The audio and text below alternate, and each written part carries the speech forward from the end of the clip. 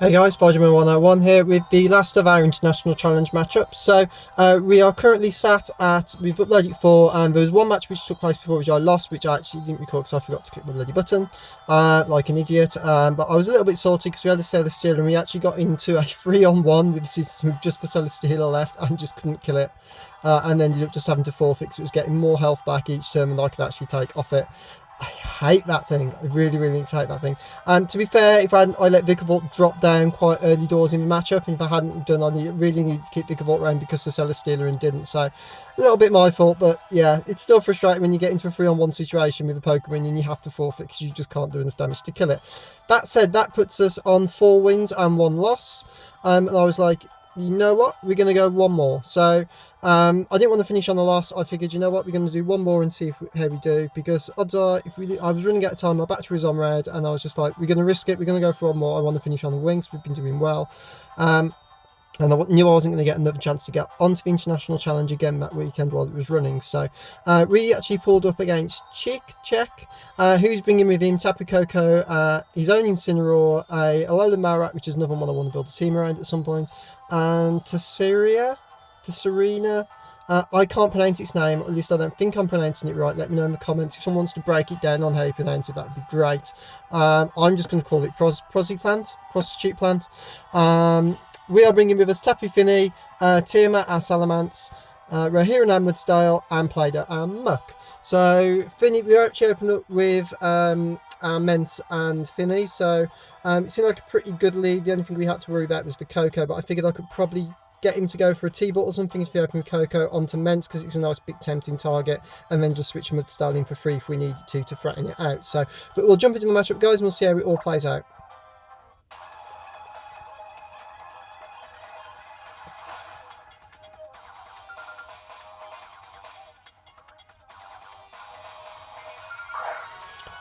So we opened up with Fini and Mence.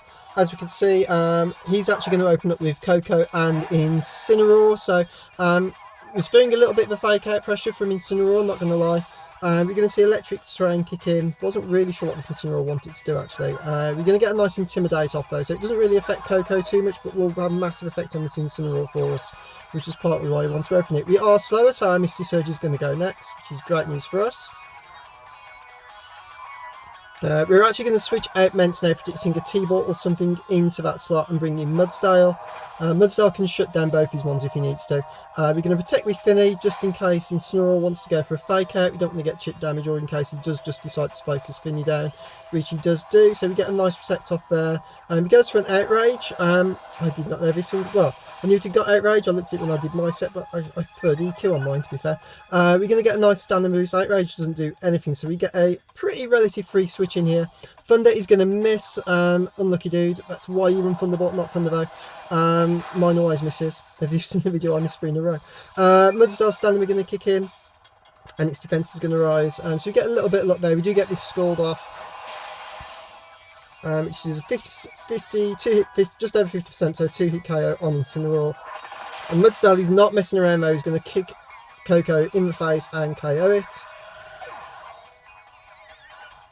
As we see Plant come out with the high heels on, so one of us is getting grass move, so we're actually going to switch Mudsdale out because I don't pack protect on him, and we're going to protect with Fini, and we're going to bring Muck in because Muck doesn't mind either of this matchup at all with either of these 2 mons in.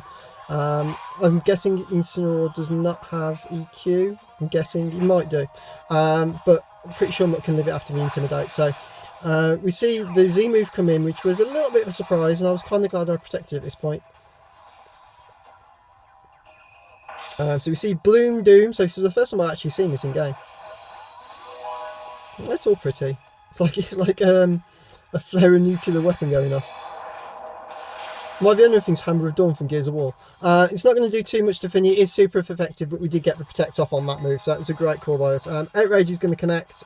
He actually outrages into Fini, so I'm guessing that was a misclick.